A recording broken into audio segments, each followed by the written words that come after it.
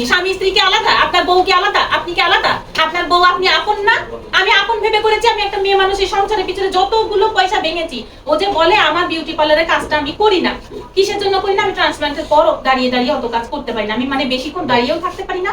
ট্রান্সপ্লান্টের পরে বেশি এই যে আপনি তো শুরু করছেন যে আমি তাকে কিডনি দিছি, আমি তাকে বাঁচাইছি, তিনি আমাকে পোল্ট্রি মারছে, এই কথাগুলো তো আপনারাই শুরু হলো। না, আমি তো তার কাছ থেকে তার বিনিময়ে একটু ভালো ব্যবহার আর একটু ভালোবাসা চেয়েছি। সে তো ট্রান্সপ্লান্টের আগে অনেক ভালো ব্যবহার করেছে আমার সাথে। আচ্ছা।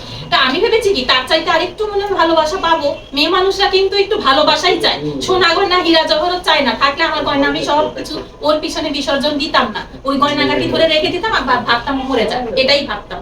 আমি গয়নাগাটির আশা করিনি, ওর কাছ থেকে একটু ভালোবাসার ভালো ব্যবহারের আশা করেছি। দুজনের মধ্যে ঝগড়া কাজটা শুরু হলো আমি কই? কিডনিটা ডোনেট করেছিলাম যে আর একটু বেশি মনে ভালোবাসা পাবো, কিন্তু এই ধারণাটাই আমার ভুল। উল্টো, ও পুরো উল্টো হয়ে গেল। ও আমার সাথে খারাপ ব্যবহার শুরু করলো। এই টোটালি হচ্ছে তিক্ততা শুরু হলো কবে থেকে? এটা ট্রান্সপ্লান্টের এক সপ্তাহ পর থেকে এই ধরনের অব্যবহার, মানে অবিচার আমার উপরে, এরকম দুর্ব্যবহার, এগুলো সব অপারেশনের এক সপ্তাহ পর থেকে আমি এগুলো তখন আইসিইউতে, সেটা কি কিভাবে কি বিশ্লেষণ আমার সব কিছু প্রথম যে আমি আমার যেটা ভাইরাল হয়েছিল ওই ভিডিওতে আছে ডিটেইলসটা। আচ্ছা আপা, সেটা হচ্ছে যে লাস্টে যে আপনার যে দলিল, এই দলিল আসলে কার থেকে লিখে নিয়েছে সেটা বলেন। সেটা সাভারের রেজিস্ট্রি অফিস থেকে লেখা হয়েছে। কার থেকে নিছেন? আমি সেটা জানি না, অত কিছু আমি দলিল দেখিয়েছি। আপনার তো বাড়ি, আপনার কিছু, তো আপনি দলিল লিখে নিলেন কেন সেটা বলছি। আপনাকে তো আমি তো সবকিছু এখানে ক্লিয়ার করেছি কেন দিয়েছি আমাদের দোতলাটা। এখন যে আমি এখন এত কিছু পদক্ষেপ নিতাম না। ও যেহেতু আমার সম্বন্ধে এই ধরনের নোংরা কথা ছড়াচ্ছে, আর আমি এটা কিসের জন্য করেছিলাম, এই কিডনি ডোনেটটা কেন করেছিলাম? একটু ভালোবাসা, একটু ভালো ব্যবহার পাবো এই আশায়। তো যেহেতু আমি সেইটুকু পাইনি, আমি খালি খারাপ ব্যবহার, মাইথোর, আমার সার্জারির জায়গায় লাঠি, এলো পাতারি মাইথোর পেয়েছি, যার জন্য আমি ধৈর্য ধরতে ধরতে আজকে এই পর্যায়ে, যার জন্য আমি এটা ক্ষতিপূরণ দাবি করেছি। হ্যাঁ, এটা সত্যি, আমি এটা দাবি করেছি। এত বছর যে সংসার চালিয়েছি, ওর ট্রান্সপ্লান্টের খরচ, ওর এত বছর চিকিৎসার খরচ, আমাদের ভরণ পোষণ, ও তো কিছু দেয়নি, ও তো বেকার ছিল। আপনি এলাকায় নিয়ে খোঁজ খবর নিয়ে দেখেন, ও তো বেকার ছিল। তাহলে 3 কোটি টাকা পাবে কই? সেটা কোথায় পাবে সেটা সে জানে। আচ্ছা, তার বাড়িতে সে এখন ঢুকতে পারছে না। এটা তো মামলা তো চলবে, এটা তো আমি আপনাদের না, আমি ওইটা প্রশ্ন ইয়েতে বলছি যে 3 কোটি টাকা দিবে, তার তো কিডনি নেই, টাকাটা দিবে কই থেকে সেটা বলুন। যদি আমাকে শূন্য হাতে রায় দেয় আমি মেনে নিচ্ছি। আচ্ছা। আমার আদালত যদি 1 টাকা দিয়ে আমাকে বিদায় দেয় আমি মেনে নিচ্ছি। আমি আদালতের, আমি আইনের প্রতি শ্রদ্ধাশীল। আমার আইন আমাকে যে বিচার করে দেবে আমি সেটা মেনে নেব। আপনি বলছেন সে পরকিয়া করে, সে বলছে আপনি পরকিয়া করেন। আমি দিয়েছি প্রমাণ। আচ্ছা। তাকে প্রমাণ দিতে বলেন। আমি পরকিয়া করলে আমার সময় থাকতে আমি চলে গেলাম না কেন? তার পাশে কেন আমি হাত ধরি? সব তো নাই ওখানে, ওখানে তো প্রতিদিন ওই যাচ্ছে, ঠিক আছে? সেখানে তো প্রতিদিন ওই যাচ্ছে, আর ও যে জামিনে আছে। আপা, আমরা কোর্টের কোনো পারমিশন নিয়ে গেছে? আসামি কি বাদীর বাসায় আপু আপনি এভাবে সোজা ক্যামেরা আচ্ছা। দিকে, হ্যাঁ ওইদিকে মাঝখানে ওদিকে। আসামি কি এভাবে করে যেতে পারে? কোর্টের পারমিশন ছাড়া বাসায় যেতে পারে? যে কি আমার কাছ থেকে দাবি করতে পারে যে আমার দোতলা তো আমারই?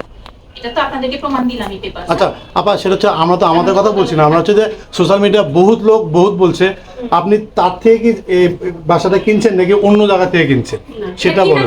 এটা যখন পরে তখন আমার মার পেনশনের টাকা। আমার প্রশ্ন হচ্ছে যে ওনাদের যে জায়গা ওখান থেকে কি আপনি কিনছেন নাকি বাইরে থেকে আপনি কিনছেন? পুরো ক্যামেরার সামনে আসছে। আমি আপনার কথা বুঝতে পারছি না। জায়গা, জমি তো ওরই, জমিটা তো ওরই। ঠিক আছে, ও মালয়েশিয়ায় থাকা অবস্থায় এই জমি। কিন্তু আপনার টাকা দিয়ে আপনি যে ফ্ল্যাটটা করছেন। হ্যাঁ, দোতলাটা, একতলা যখন কাজ ধরা হয়, একতলাও সম্পূর্ণ কমপ্লিট হয় না, তখন ও আমার মার কাছ থেকে যে চায়, সব সময় যেরকম চেয়েছে ধার ওভাবে চায়, তখন আমার মা পেনশনে ছিল, গভর্নমেন্ট এমপ্লয়ি ছিল, তো ওই পেনশনের টাকাটা তখন বলেছিল যে তাহলে মামুনি আপনি তো আপুকে টুনিকে দিতেনি, সেটা মনে করেই দেন, না হয় আমি দোতলাটা টুনিকে লিখে দেবো। এত টাকা দিয়ে আপনি এই বাড়ি করলেন, ইয়ে করলেন, অন্য একটা জায়গা কিনে করতেন, ওখানে কেন করলেন? না, আমি তো কখনো আলাদা ভাবিনি। স্বামী স্ত্রী কি আলাদা? আপনার বউ কি আলাদা? আপনি কি আলাদা? আপনার বউ আপনি আপন না? আমি আপন ভেবে করেছি। আমি একটা মেয়ে মানুষের সংসারের পিছনে যতগুলো পয়সা ভেঙেছি, ও যে বলে আমার বিউটি পার্লারের কাজটা আমি করি না। কিসের জন্য করি না? আমি ট্রান্সপ্লান্টের পর দাঁড়িয়ে দাঁড়িয়ে অত কাজ করতে পারি না। আমি মানে বেশিক্ষণ দাঁড়িয়েও থাকতে পারি না, ট্রান্সপ্লান্টের পরে বেশিক্ষণ বসেও থাকতে পারি না। আমার এমন পেইন শুরু হয় সার্জারির জায়গায়, হ্যাঁ, আমার অনেক ধরনের কমপ্লিকেশন শুরু হয়ে যায়। আমার অনেক প্রবলেম, হাই প্রেশারের, থাইরয়েডের, মাইগ্রেনের, হ্যাঁ, বিভিন্ন ধরনের প্রবলেম আছে, ইউরিন ইনফেকশন, যার জন্য শারীরিক অনেক প্রবলেম হয় এগুলোর জন্য। তা আমি বেশি কাজ করতে পারি না এখন, তারপরও আমি পুরোপুরি কাজটা ছাড়তে পারি না। আমি তো অতটা সচ্ছল না, যার জন্য কাজটা ছাড়তে পারি না, আর কাজটার প্রতিও মায়া আছে, এই জন্য ছাড়তে পারি না। আর একটা মেইন কথা সেটা হচ্ছে, ও বারবার বলছে এই পার্লারের রুমটা ও ছাড়ে না, ছাড়লে আমি 8,000 টাকা দিয়ে ভাড়া দিতে পারি। এখন ও হচ্ছে আমার কাছ থেকে মানে শুরু থেকে যখন থেকে আমি পার্লারের কাজটা করি তখন থাকতেই ও একটা ভাড়া ধরে এই রুমে। ও কিন্তু আমার হাজবেন্ড, আমি কিন্তু ওর ওয়াইফ। আমি কিন্তু এই পার্লার থেকে মাসে 20,000 30,000 যা ইনকাম করছি সম্পূর্ণটা আমার সংসারের পিছনে বা ওর ওষুধের পিছনে ভাঙছি।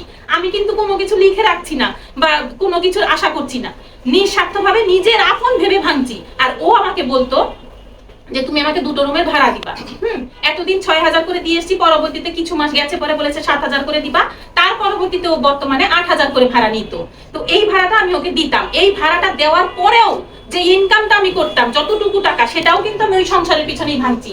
আমি ওকে এইটুকু বুঝাতে পারতাম না যে তুমি যে আমাকে পুরোটা ছেড়ে দিয়ে ভাড়া দিতে বলো, তাহলে তো আমরা শুধু 8,000 টাকা পাবো। তাহলে আমি যে এর উপরে আরো ইনকাম করি 20,000 বা 30,000 কোনো মাসে, হ্যাঁ ঈদের সময় আরো বেশি 50, 60,000, 70,000 আমি ইনকাম করি, তাহলে সেটা তো লস হবে। তুমি বোঝো না যে রুম ভাড়া চাইতে বিজনেসের টাকাটা বেশি অ্যামাউন্ট হয়।